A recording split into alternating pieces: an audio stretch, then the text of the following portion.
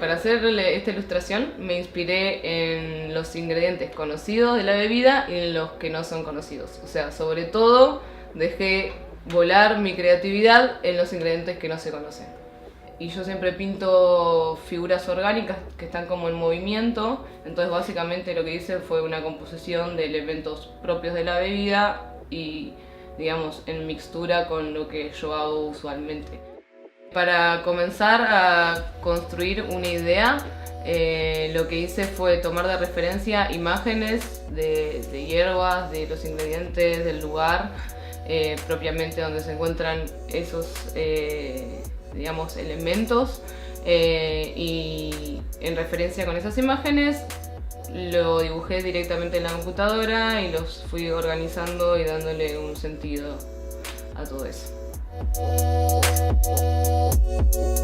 Para hacer el trabajo lo que me inspiré principalmente es en la historia de Jagger y en el método de elaboración del producto, en esa dualidad de artesanal y tecnológico, y que la decisión final o el balance se hace a través de un ser humano, una nariz, una boca que equilibra todo.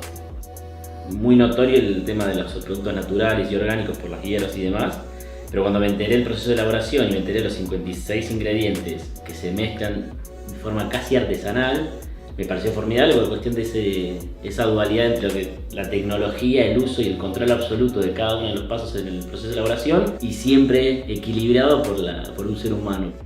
Arranqué haciendo el trabajo, primero esbozando una idea muy virgen y fiel a lo que yo sentí sobre la marca del producto, en lápiz y papel. Después empecé a procesarlo y proyectarlo según el modo de ejecución, que es la serigrafía. Después empecé a intercalar el papel con la tableta digitalizadora. Y por último paso por la computadora y el Photoshop para poder hacer la obra final y entregarla para imprimir. Me inspiré un poco en la historia, como del proceso de creación de la bebida.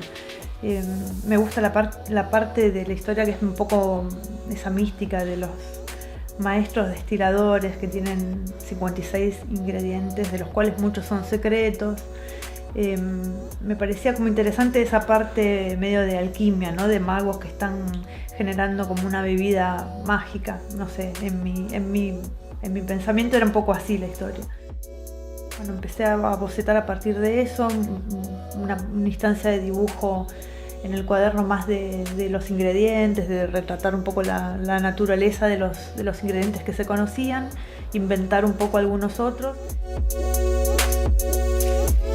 Lo que para mí, digamos, fue interesante del proceso es que yo siempre suelo pintar en la calle o pintar en otro formato que no es, digamos, digital o que no es pensando en hacer una serigrafía, entonces hacerlo de la otra manera fue interesante también porque me abrió, digamos, no sé, otras ideas o otra manera de crear un concepto.